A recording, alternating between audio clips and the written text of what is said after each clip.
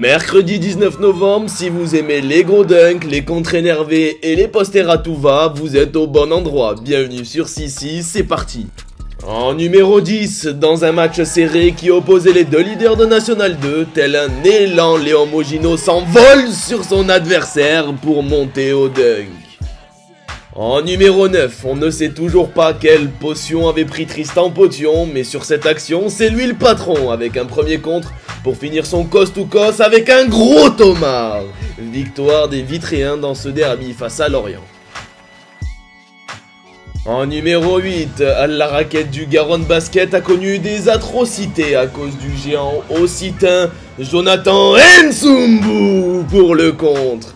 Mais quelle idée d'aller se frotter un géant de 2 mètres.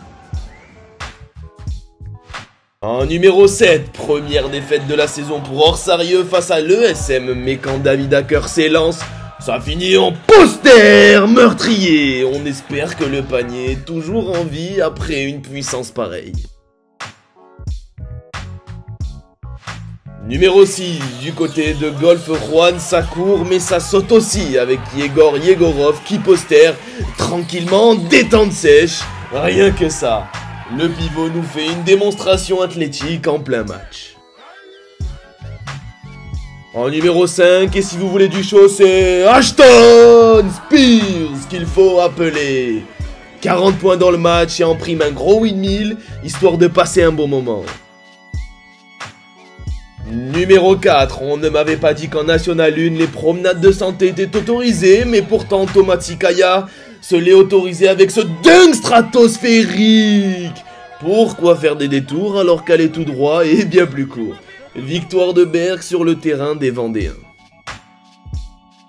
Attention, on arrive sur du lourd avec ce top 3 à 3 secondes de la fin. Guillaume Gors qui sait se montrer clutch avec ce gros 3 points au buzzer qui permet à Gennevilliers d'égaliser.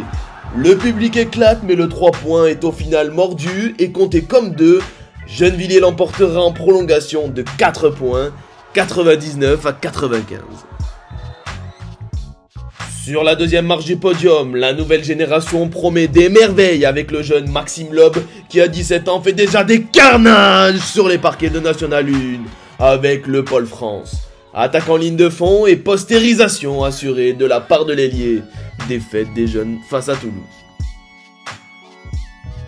Et le lauréat de la semaine revient à Morgan Durand, mené de 3 points à 6 secondes de la fin. Après un premier lancer franc raté, Morgan récupère à 3 points et nous sort un shoot inhumain avec la faute.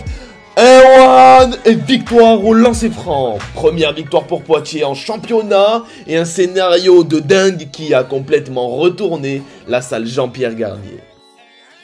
C'est tout pour cette semaine, on se retrouve la semaine prochaine avec un nouveau top 10, à bientôt sur Sissi.